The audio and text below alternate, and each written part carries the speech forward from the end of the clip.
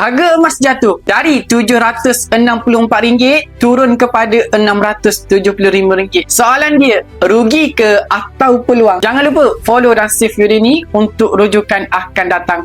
Untuk trader, mungkin ini berita tak bagus. Tapi untuk gold saver, ini diskaun. Simpan emas bukan untuk bulan depan, tapi untuk lindungi nilai duit jangka panjang. Realitinya, ramai orang simpan duit dalam bank. Bila harga emas turun, dia takut. Bila harga emas dah naik tinggi, baru rasa yakin nak beli. Akhirnya beli mahal, berhenti bila murah. Strategi orang yang faham kewangan berbeza. Dia tak fokus harga hari ini naik atau turun. Dia fokus tambah simpanan bila peluang harga tengah rendah. Konsisten ikut kemampuan, kan ikut emosi. Sejarah menunjukkan harga murah tak lama. Bila naik semula, ramai akan kata, kalaulah aku beli masa RM675 dulu. Okey, baik tuan-tuan, yang mana berminat untuk simpan emas di Public Gold, tuan-tuan boleh refer pin video saya.